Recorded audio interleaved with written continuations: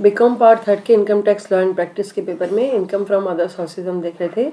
इसका पार्ट 5 आज हम देख रहे हैं। इसमें एक इलस्ट्रेशन हम ले रहे हैं कि किस प्रकार से जो है उनकी जो है अलग अलग प्रॉब्लम्स में किस प्रकार से जो है इनकम को अदर सोर्सेज के इनकम को टैक्सेबल किया जाएगा।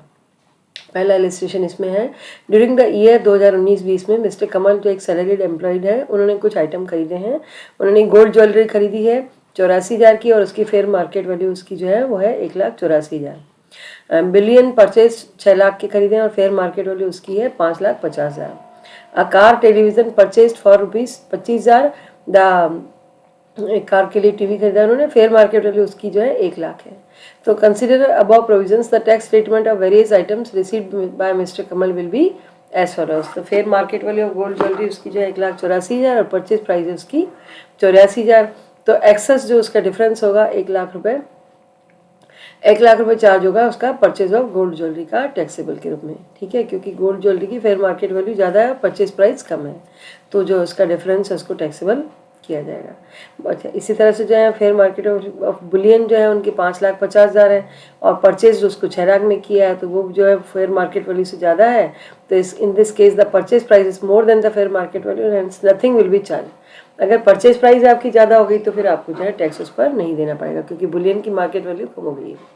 ठीक है, मार्केट वैल्यू ज़्यादा होगी तो उस डिफरेंस का आपको जो है पैसा देना पड़ेगा, टैक्स देना पड़ेगा उस पर। इसी तरह से कार टेलीविजन जो है वो 25,000 में खरीदा और उसकी एफएमवी जो है 1 लाख हो गई, 1 लाख होने पर आपको उस पर टैक्स देना पड़ेगा। तो ये जो है, परंतु टेलीविजन जो है वो इसमें स्पेसिफाइड मूवेबल प्रॉपर्टी में नहीं आता है, इसलिए इस पर आपको कोई भी टैक्स जो है नहीं देना है। इमूवेबल प्रॉपर्टी एज गिफ्ट है ना, गिफ्ट के रूप में जो है इमूवेबल प्रॉपर्टी हो तो उस पर कैसे टैक्सेबल होगा। इमूवेबल प्रॉपर्टी जैसे बिल्डिंग है, लैंड है, तो उनका जो है उसको अगर गिफ्ट में दिया जाता है तो उसका कैसे होगा।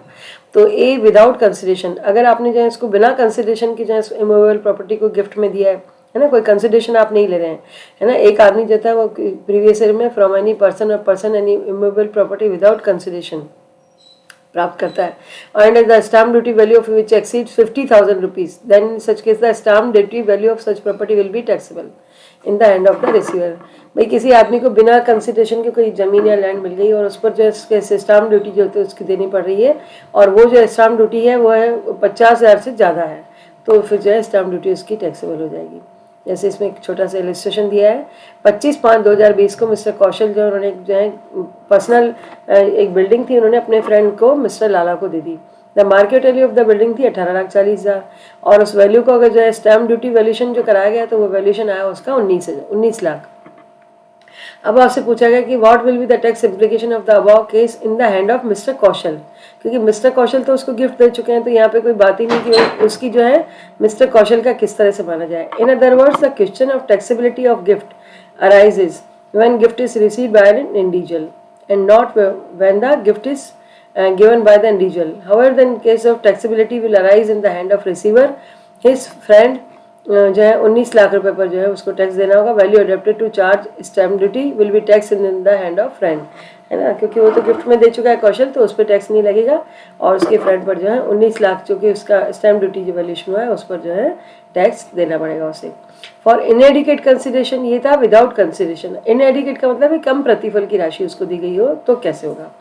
वेदर एनी पर्सन, इसका रूल समझिए बच्चों, ये कह रहा है कि अगर एक व्यक्ति जो है वो अगर प्रीवियस ईयर में एनी पर्सन और पर्सन एक इमूवेबल प्रॉपर्टी प्राप्त करता है फॉर ए कंसिडरेशन, उसका पैसा भी देता है लेकिन उसको प्राप्त होती है, भाई पूरा पैसा नहीं देके थोड़ा बहुत पैसा वो दे रहा है, तो stamp duty value of such property as exceed such consideration if the amount of such excess is more than the higher of the following amount.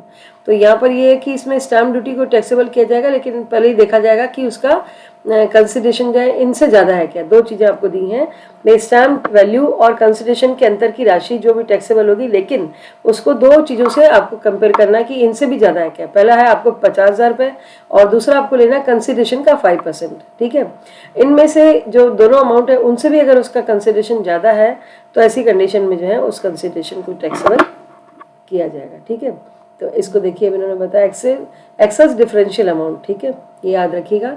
अब इसी को इसमें समझते हैं अपन। 25/5/20 को मिस्टर कौशल ने परचेज की एक बिल्डिंग, ठीक है, अपने दोस्त से 8,40,000 में। ठीक है, the value of the building adopted by the stamp valuation authority for charging stamp duties ₹18,40,000। ठीक है, what will be the tax implications of the about transactions in the hand of mister Kaushal. 18,40,000 में जो स्टैम्प ड्यूटी में उसने उसको खरीदा है, तो अब बताइए कि जो है स्टैम्प वैल्यूशन हुआ है उसका, है ना, उसको गिफ्ट में दी गई है।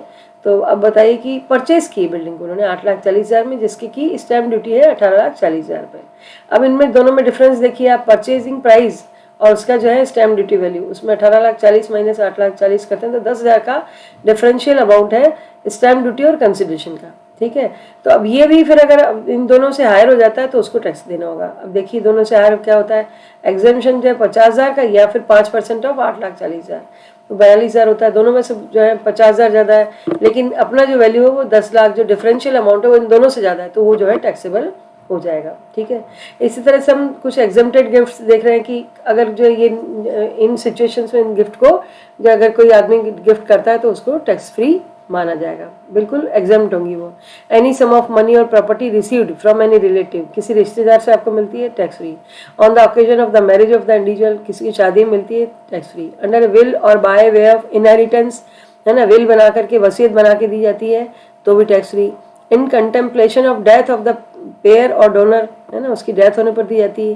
फ्रॉम एनी लोकल अथॉरिटी और फ्रॉम एनी फंड और फाउंडेशन और यूनिवर्सिटी और अदर एजुकेशनल इंस्टीट्यूशन और हॉस्पिटल, है ना, मेडिकल इंस्टीट्यूशन के द्वारा दी जाती है। फ्रॉम एनी ट्रस्ट और institution registered under section 12A और section 12AA। From any individual bye trust created और establish solely by the benefit for the benefit of relatives of the individual. ठीक है, any compensation or other payment due to or due received by any person in connection with the termination of his employment or the modification of the terms and conditions relating thereto. In the above mentioned points, the term relative means relative में कौन कौन आएंगे, spouse of individual, brother and sister of individual, brother and sister of a spouse of individual, है ना, ये ले जाएंगे, और brother and sister of either of the parents of individual, any lineal ascendant or descendants of the individual, any lineal ascendants or descendants of the spouse of the individual, इनको जो है इसमें जो है लिया जाएगा।